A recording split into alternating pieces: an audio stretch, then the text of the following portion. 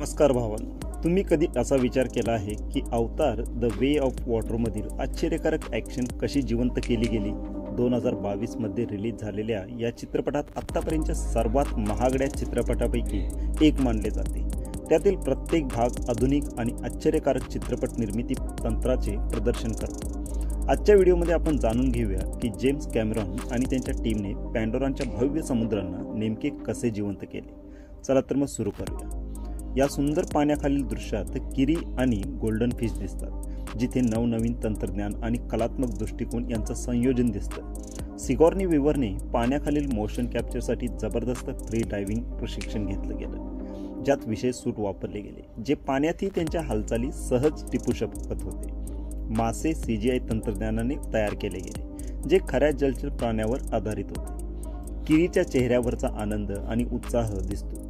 तिची प्रतिक्रिया पॅन्डोराच्या सौंदर्याशी खोल संबंध दाखवते. यासाठी सिगॉर्नी विवरने केलेल्या चेहऱ्यावरील भावना मोशन कॅप्चरद्वारे रेकॉर्ड केल्या गेल्या, ज्यामुळे त्या भावना नावी पात्रावर हस्तांतरित झाल्या. हे व्हर्च्युअल प्रोडक्शन तंत्रज्ञान वापरून साध्य केले गेले, ज्यात LED स्क्रीनचा वापर करून रिअल टाइम पार्श्वभूमी आणि लाईटचे बदल केले गेले, जेणेकरून प्रेक्षकांना पात्रांच्या भावना समजतील. CGIचा वापर करून नावी अवतार तयार केले गेले, ज्यांच्या भावनिक आणि दृश्यात्मक घटकांचा परिपूर्ण मेळ घातला गेला. रोनाल, जी केट विन्सेंटने साकारली, एका महत्त्वपूर्ण भाषणात दिसते, जिथे ती संघाला प्रेरणा देते. तिचे नेतृत्व आणि परिस्थितीचे गांभीर्य दाखवते. दुसऱ्या ठिकाणी ती स्वतःला धरून रडताना दिसते, जे भावनिक तणाव आणि ओझे दर्शवते. लढाईच्या दृश्यांसाठी प्रशिक्षण घेताना कलाकारांना प्राणी चालवताना आणि शस्त्रे वापरताना चित्रित केले गेले, ज्यांचे आकार नंतर संगणकीय ग्राफिक्सद्वारे बदलले गेले, जेणेकरून ते अत्यंत वास्तववादी दिसतील. लढाईची दृश्ये खऱ्या सेट्स आणि डिजिटल प्रभावांच्या मिश्रणाने तयार केली गेली. कलाकारांनी कोरिओग्राफ केलेल्या लढाया शारीरिकदृष्ट्या म्हणजे स्वतः परफॉर्म केल्या. शत्रूसारखे दिसणारे ते खरोखर त्यांनी प्रॉप्स वापरले. लढाईच्या दृश्यातील एक मनोरंजक बाब म्हणजे पात्रे ड्रॅगन लाईट प्राण्यांवर स्वार होतात, जिथे व्यावहारिक प्रभाव आणि अत्याधुनिक तंत्रज्ञान एकत्र येतात.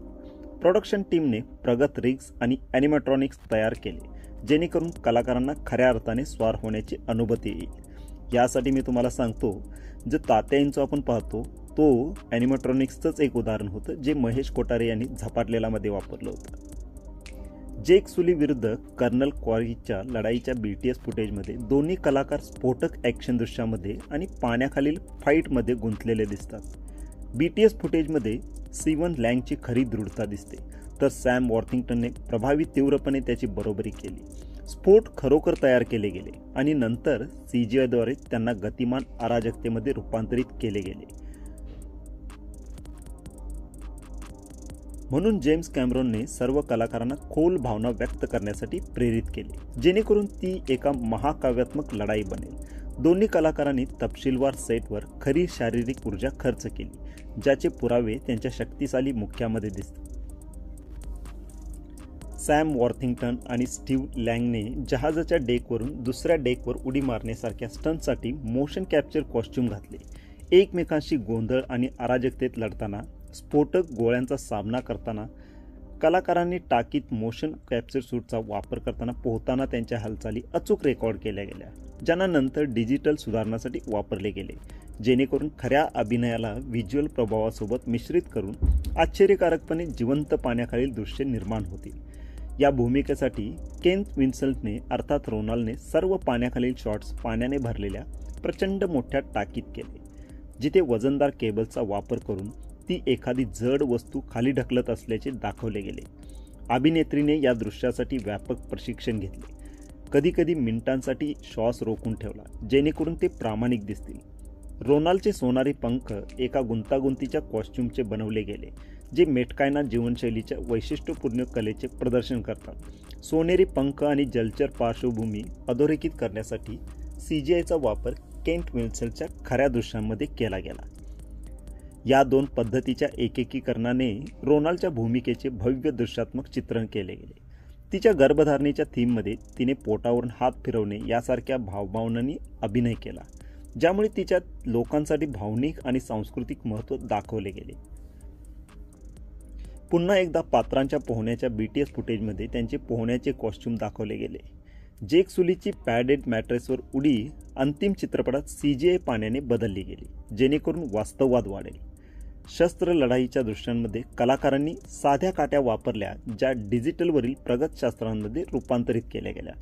पोस्ट प्रोडक्शन जादूसाठी ग्रीन स्क्रीन वापरली गेली. एक साधी बोट चित्रित केली गेली आणि नंतर CGIद्वारे तिला अत्याधुनिक भविष्यकालीन जहाजात रूपांतरित केले गेले.